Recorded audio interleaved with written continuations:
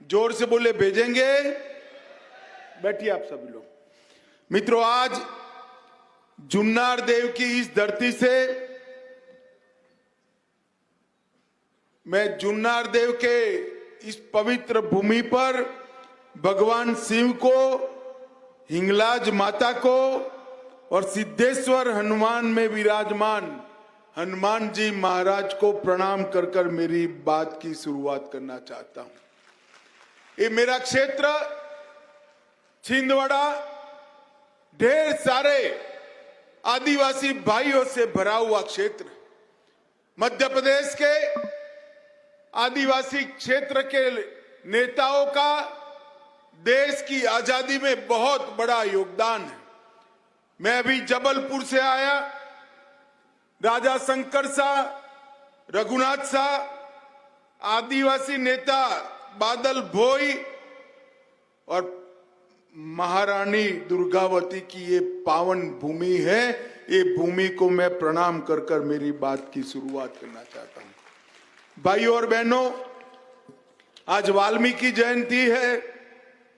भगवान वाल्मीकि ने श्री राम के चरित्र को घर घर तक पहुंचाने के लिए वाल्मीकि रामायण की रचना की थी। आज वाल्मीकि जयंती के दिन भगवान वाल्मीकि को भी मैं प्रणाम करना चाहता हूं। मित्रों, हर साल एक दिवाली होती है। एक होती है ना? जरा जोर से बोलो, कितनी दिवाली होती है भाई? इस बार मध्य प्रदेश ने 3 दिवालियां मनानी है। एक तो दीपावली आप मनाओगे तो एक दीपावली हो गई। दूसरा, यहां जब सरकार भाजपा की बनेगी, पूरा मध्य प्रदेश दीपावली का त्योहार मनाने वाला है।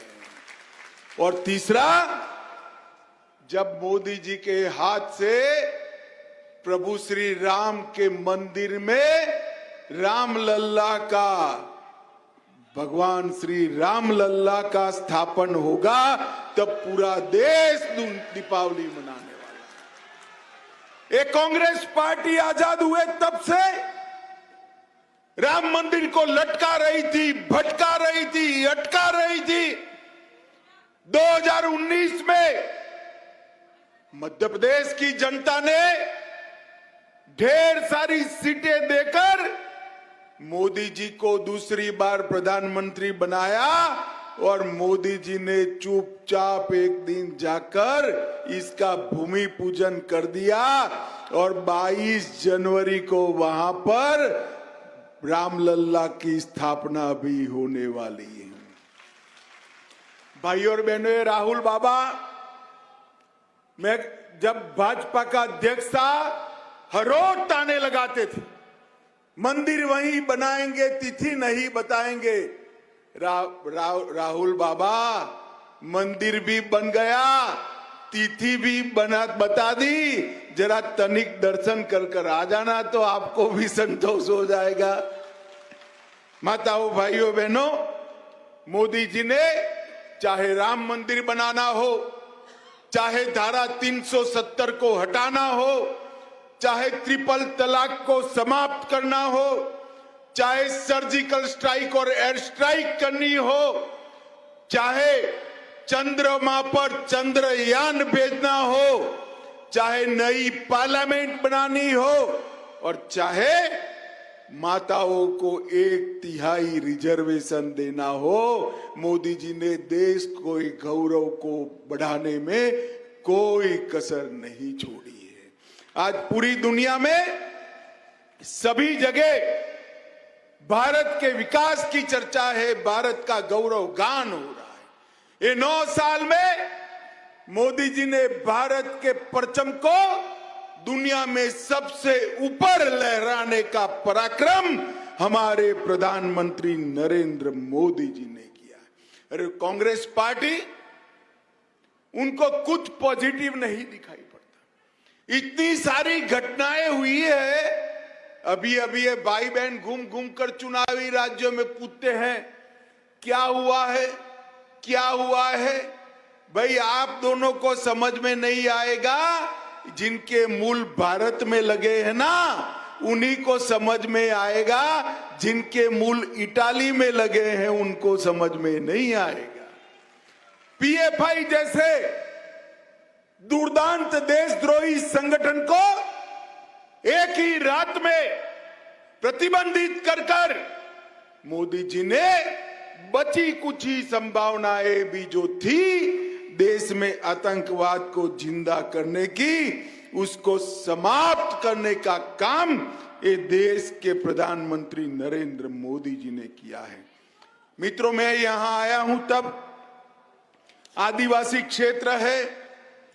अभी मैं आ रहा था तब मुझे ये प्रहलाद जी है ना, थोड़े विचित्र प्रकार के नेता है। जो हो गया है इसकी बात नहीं करेंगे, नहीं हुआ है उसकी उगाही करेंगे, मगर आप लोगों के लिए करते हैं। उन्होंने मुझे बताया, अमित भाई महादेवपुरी कोल माइंस की तो परमिशन दे दी है, अभी और 2 बाकी है। मैंने उनको बताया ये महादेवपुरी कोल माइंस की परमिशन भी नरेंद्र मोदी जी ने दी है, और चुनाव समाप्त हो जाने ये जो बचा कुचा है ना, उसी को भी हम समाप्त कर देंगे। मोदी जी ने आदिवासी क्षेत्र के विकास के लिए ढेर सारे काम किए। पहले जल, जंगल और जमीन की बात होती थी, अब जल, जंगल और जमीन के साथ सुरक्षा, सम्मान और समावेशी विकास की बात होती है। भारतीय जनता पार्टी का एक ट्रैक रिकॉर्ड रहा है आदिवासी कल्याण का।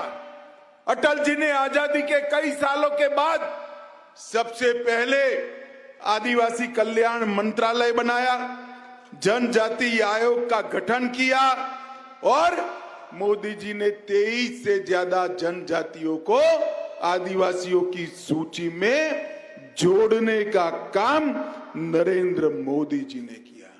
चाहे रानी दुर्गावती हो, चाहे तात्या भील हो, चाहे शंकरसा रघुनाथ शाह हो, ये हमारे आदिवासी स्वतंत्र सेनानियों की स्मृति में मोदी जी ने देश भर में 10 आदिवासी स्वतंत्र सेनानियों का म्यूजियम बनाने का काम नरेंद्र मोदी जी ने किया है। और भाइयों बहनों,